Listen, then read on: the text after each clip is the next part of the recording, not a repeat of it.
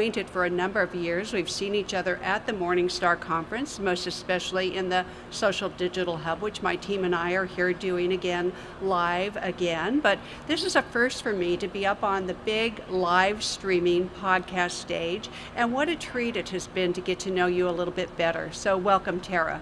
Thank you. Yes, I remember when we first met here at MICAS, 5 years ago in the Social Hub, which is my favorite part of MICAS, actually. That's where I hang out in between sessions. So it is so much fun, and it's like an oasis in the middle of the exhibit hall where you can come and pick the brains of the experts who are social, digital communicators. My team is there every year, and we have some special hubsters this year.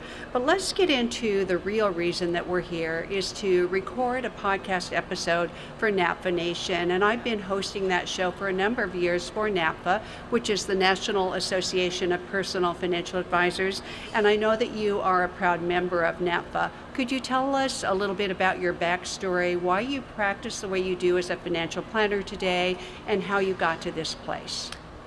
Sort of a long story. This started as a child. My mom was a certified financial planner. As a matter of fact, she was a financial planner before there was a CFP. She started in the early 70s when my dad started his company. He was an entrepreneur, and she was his back office and had to invest in his retirement account and do his taxes and all of that. And little by little, she started doing it for other people. And the next thing she knew, there was a CFP, and she does all that. So she started doing that, and people started asking her to help them with their finances. So I grew up financial planning. It was a topic of, the dinner, around the dinner table every night, and started a retirement account, as soon as I got my first job, and did budgeting from the time I was little. But I was going off to college to be a computer science major. I loved computer programming, and that was when computers were just starting to come out. The first personal computer came out right around the time I was graduating high school. Got a degree in computer science, started in a company doing that. But I knew in the back of my mind I was going to be a financial planner when I wanted to get married and have children, because I saw my mom have a career and be able to do that while she raised 3 children. So when I decided to get married and have kids, I got my CFP and went to work for my mom, actually, in the beginning. And then I started my own company, and I was in charge of her compliance. I was her compliance officer, and one of the things I needed to do was her succession plan. And every plan I came up with she didn't like, until I said, well, I could fold my business into your business and I could be your succession plan. And I think that's what she wanted me to say from the beginning. So I folded my business into her business about 30 years ago. And we worked together for about 25 years. And then she announced that she was going to retire. And the succession plan of me taking over her business didn't really work out. She actually didn't care about a legacy of her business. She cared about a legacy for her clients. She wanted her clients to be taken care of. That was the first and most important thing for her. So when we couldn't really have me take over, I said I'm stepping out and starting my own business, and she gave me her blessings with that. And so I started about 10 years ago. And I was focusing on 20 to 40-year-olds, just getting started, getting a foundation.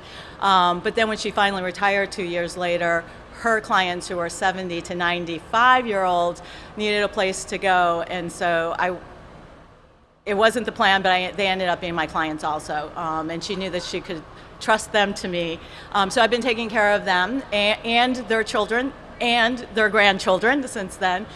So one of our specialties is post-retirement transitions and intergenerational wealth transfer, and also just communication of money, because that's a really important thing also. So that's sort of how I got started, and I was on my own, and now I have a company with, I think, 8 people, have 3 other financial planners who work for me, who all have their different specialties. And we've evolved. So I've been trying to figure out over the last 10 years how to integrate my older clients' traditional financial planning kind of clients with what I was trying to do. And also something that's really important to me is diversity and accessibility.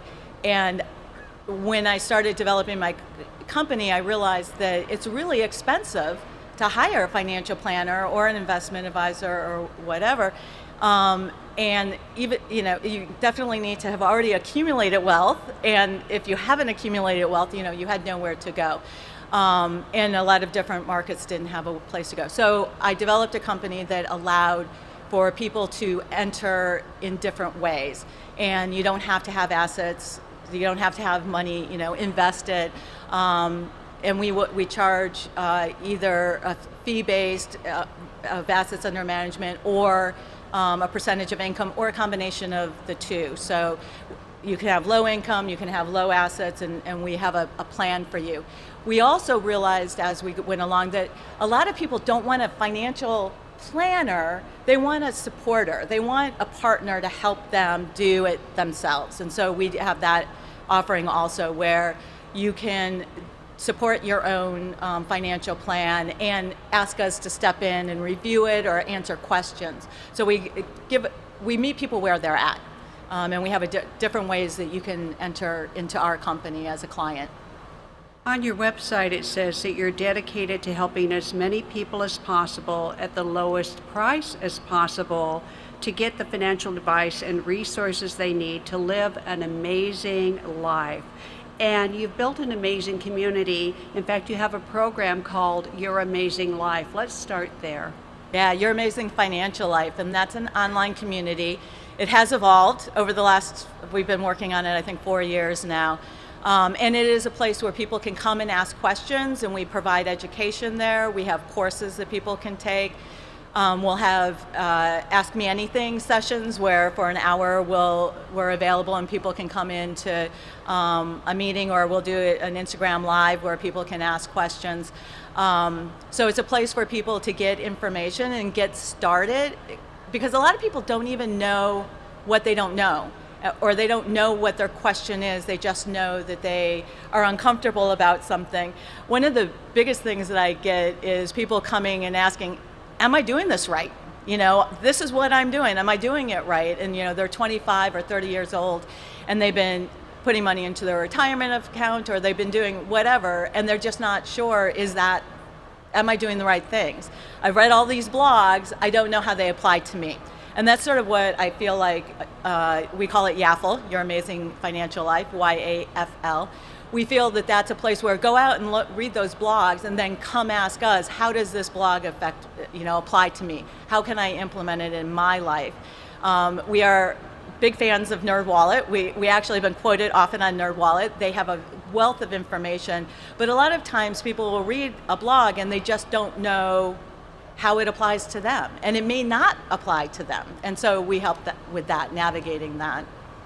So one of the things I failed to do in the beginning was to say your company name. So would you give us your location and your company name? Yeah, we're South Bay Financial Partners, and South Bay of Los Angeles, not San Francisco. And I did pick partners because I don't want to be an advisor. I never wanted to be an advisor. I wanted to be a partner. I wanted to help people navigate their money decisions, not give them the answer, but help them find the answer. Help let them know what the options are and what the consequences of the decisions they make. And then it's up to them to decide how they want to live their life. So the other thing that's intriguing on your website is your 6-part Fresh Start program. Tell us how that works. Our proven process. And it's basically a financial plan that you learn in CFP. But when I first started 30 years ago, we would spend a meeting or two overwhelming the client with all the information that we needed in order to do the plan. And then we would go away for a month and we would put together the plan, and we would deliver this nice leather binder with all the information that they needed about how to live their life. And I found that was overwhelming for them, and it's a little overwhelming for the financial planner. So we broke that up into 6 sessions, and they're not necessarily one meeting per session. But each session has a topic. So we start with discovery, which is, and this is unusual for most financial planners, we start with looking at your money beliefs and behaviors. We use the Klontz Money Script Inventory, the KMSI, which is a survey you can take online. that tells people what their money scripts are, what their beliefs are around money, and what's helping you be successful and what's holding you back from being your best. So first we figure out what your beliefs are, and your beliefs are what drive your behaviors. And we also do wealth builders by data points, which is the 6 characteristics or behaviors that if you're strong in, they have found that people are better wealth accumulators. And not that wealth accumulation is the end all be all. You can, accumulate $1 billion and be not have financial well-being, but you do, in order to have financial well-being, you do need to accumulate money as you go along.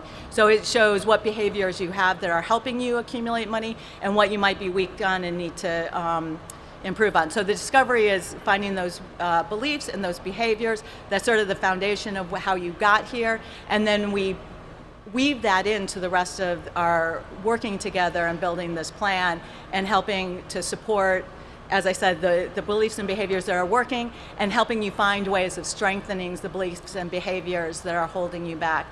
And then session 2 is cash flow. This is one that we sometimes take many sessions to get through. And I realized after a while that it's not really looking at your budget, it's looking at how comfortable are you looking at your budget. And I used to think that people didn't want to tell me how they spent their money, but then I realized a lot of people don't want to look at how they spend their money. They have parts of them that think that they're spending irresponsibly, but parts of them that this is what they want to do in life. And so we navigate some of that and help them understand where they're spending in a way that makes their life more fulfilling, and where they're spending in a way because they think they should be spending that way. And then right-sizing their cash flow so that they can live their best life. And then we go into insurance and risk mitigation and benefits and investments in session 3. 4th is life planning. What is your life intentions? We do that before we set goals. We want to know, where are you trying to go in life? And then the 5th session is goal setting. So based on all this information that we've gathered and what your life intentions are, what goals should we be setting for you to get to where you want to go? And then the 6th session is bringing that all together and presenting them with a plan. And then they can take that plan and implement it themselves, or they can go into an ongoing relationship where they do it themselves, but they can ask us for help, or they can ask us to help them execute that plan as a recurring client going forward. They have many choices and many paths from there. Indeed, they do. Options for working with South Bay Financial Partners: financial coaching, financial therapy, financial planning, investment management. Maybe you could talk a little bit about the distinctions, and I'm particularly intrigued by financial therapy. Oh, my favorite topic. I could spend all day talking about financial therapy. Yeah, so my mom growing up used to say that what your day-to-day decisions will move the needle more than your investment choices, that you can make all sorts of different investment choices and even make mistakes, and you're probably going to be fine as long as you're investing. But those day-to-day choices are going to really make or break you. So I took that in. I believe that. I think that is true. And when I started my own business 10 years ago, I started to investigate behavioral economics. And Morningstar is awesome at behavioral economics. If you haven't ever gone into that section of Morningstar, they have really high quality research and literature on that. But I was a little frustrated because it just talks about how your brain is wired. And so it explained like why people do things that aren't necessarily helpful. And it might even suggest like nudges that you can do to encourage them to do the right thing. But it didn't really get down to the root of the problem and how to solve it. And so about 5 years ago, I think I found the Financial Therapy Association, which goes one step beyond behavioral economics, and it talks about tools that you can use to identify where people are having issues. And then I think of it as sort of like a knot that you have to, for if you have any knitters out there, your yarn gets all into a knot, and the way that you unknot it is you like loosen it, and then you can start to unknot it. And I think of financial therapy as like loosening that knot that keeps you stuck so that you can start seeing broader and seeing that you have more choices than you usually do, than you think you do. Because a lot of times people, when anxiety goes up or depression sets in, their vision gets myopic and they think that they only have one or two choices and they don't see all the choices that they have. And so if you can help them sort of loosen up that knot so that they can get a wider view, then they have more options, they relax a little bit, and then they can move forward. So it's something that I really enjoy. I find it's sort of like a puzzle, trying to figure it out. And so when a client comes to me and they're making bad decisions according to financial planning, I feel it's my job to figure out why they're making that decision, because it is the best decision. Everybody makes the best financial decision in the situation that they're in, with the experience they have and the knowledge they have. They are making the best decision. They are making a smart decision for them. And so if I don't see it that way, it's my job to figure out, how did they get here? What are they thinking their choices are? And maybe that is the best choice. Maybe I don't know something that they do. And in that conversation, we can see, oh, that does make sense. But there's a consequence to that decision, so let's talk about that and how do we go forward from there. And so that's sort of what financial therapy brought to me and how I integrated it into my financial planning and made conversations with clients just completely different. Wow. So would you draw a distinction with financial coaching? I think I understand financial planning and investment management. We talk about it a lot. I think that's more mainstream. How would financial coaching differ? Yeah, so actually this is something that I've been talking to a lot of people about recently, and sort of what's the difference between financial therapy and financial coaching and financial planning, and they're all a little bit different. So financial coaching tends to, in our company, tends to be getting your skills together. And so it's about how to know how to spend money. So one thing that I ask a lot of clients is, how do you know that you can afford to buy something?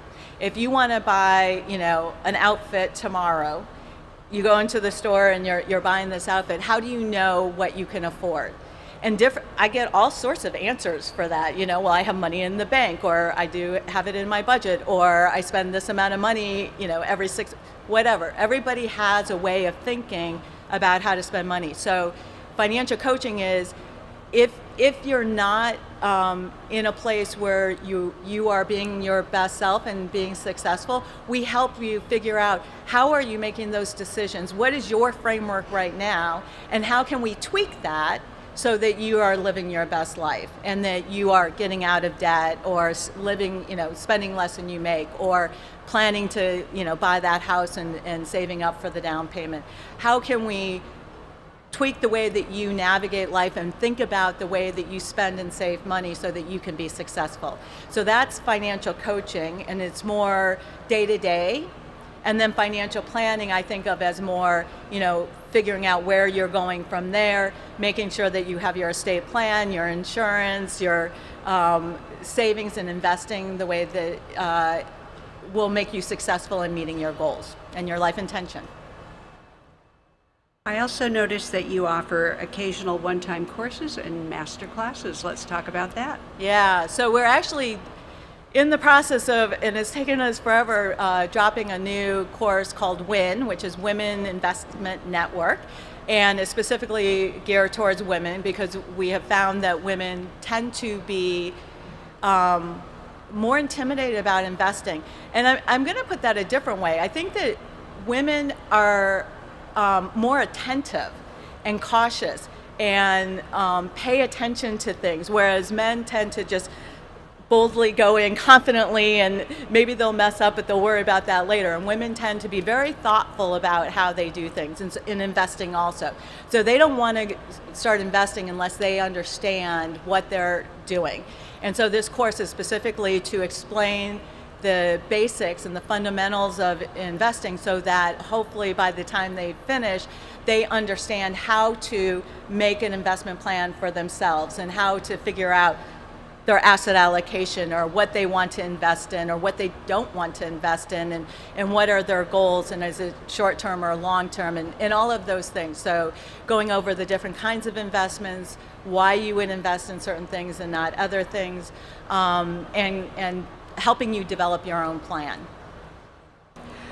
You know, the other thing that's interesting is on your website you actually list your prices for all of these options, and a lot of financial advisory firms do not. In fact, they try to obscure or bury what does it cost. Why did you decide to put your pricing right on your website? A couple of reasons. One is I want people to make good financial decisions, and I want them to be intentional about how they spend money. And I'm going to start with what you're paying me, and you should get value out of that. This is one thing that I tell people also that come to work with us, clients, is that if you're not getting value out of your fee, you should not be paying me. You should be going someplace else. But I'm hoping that I do give you value, but I want you to make that intentional decision. I don't want you to be paying through the back door and not knowing what you're paying. You need to know how you spend your money, and you need to be comfortable and confident about how you're spending your money. And let's start with what you're paying me. You need to know what that is. Now, you've built your business, your practice, if you will, on a number of technologies. It looks like you built your own technology, or you're adapting something for your amazing financial life. There's something on your website that's intriguing called You Need a Budget, and Right Capital, which I know is a financial planning software, and then of course Morningstar is listed as part of your technology stack. Could you just talk a little bit about technology and how it aids in all of these very real human conversations? Yeah, and I am a computer science major, so technology is in my wheelhouse. And I think that it's really important. And one of the things that I think is also important is to know that computers work best with a human. And it's not, we all think about AI taking over, but the fact is the best chess player is a human with a computer, not a computer or a human, but together. Computers can do things that humans can't do, but there's definitely things that humans can do that computers can't do, and the marriage of the two is really important. So we try to use technology as much as we can, but then we never want to forget about the human side of it, and that we are dealing with humans, and we are human, and we live in a human world. So there needs to be a marriage of those. But we totally embrace technology. So YNAB is which is You Need a Budget. That is a app that we recommend for people who are budgeting. It's a really good app, and I could go on about that, but go to their website and you'll find out. It does budgeting in a little bit different way than, say, a Mint does, that really puts you into a better position. So go read their website to find out what that's about. So that is our budgeting app. We also use Right Capital, which also has a budgeting app that we do use. And for some people, that's a better choice. It's a little bit higher level than YNAB. If you want to get into the weeds, YNAB is better. But Right Capital is awesome with that whole financial planning and mapping out like what your income is and what your cash flow is. Planning for, should you be doing a Roth conversion or should you not be doing one, looking at your insurance, seeing if you're overinsured or underinsured, and it has a really good interface for the user to come in and really be able to understand easily, and also print out reports for those who like paper still. I'm not a big paper person, but some of my clients are, so we do that also. So that's a really good financial planning tool. And then Morningstar is our investment tool. And I am an investor. I have been for a long, long time. I invest in individual stocks and bonds, as well as mutual funds and ETFs. And so there's nothing like Morningstar for people who are investment focused. So some people are, they just do the S&P index or whatever, and aren't as focused on investments. So YNAB Right Capital probably has enough for them for investment advice. But if you're really doing, I don't want to say hardcore, but intricate investing, and especially if you get more wealth, there's nothing like Morningstar for doing your analysis and your portfolio reviews and things like that. So, in the last few minutes we've got, I'd like you to touch on why you have joined the following associations: NAPFA, XYPN, XY Planning Network, for those who don't know that, and then you touched on the Financial Therapy Association, so maybe just focus on XYPN and NAPFA. Okay, yeah, so XYPN, XY Planning Network, is an organization that is for fee-only advisors also, and basically they were started to help Gen X and Gen Y advisors step away from brokerage houses. And this was something that I didn't realize when I first broke off from the family business, because I've been in this family business for like my whole life, and we were financial planners. We didn't come from a brokerage house, we didn't come from insurance, and I didn't realize that 95% of investors out there do come from that background where they're selling a product. And there's a whole bunch of them that didn't want to do that. We've never done that, but there's a lot of people who do. So XYPN allowed for people to step away from that sales position and become a financial planner, fee-based financial planner. And they actually have partnered with NAPFA also.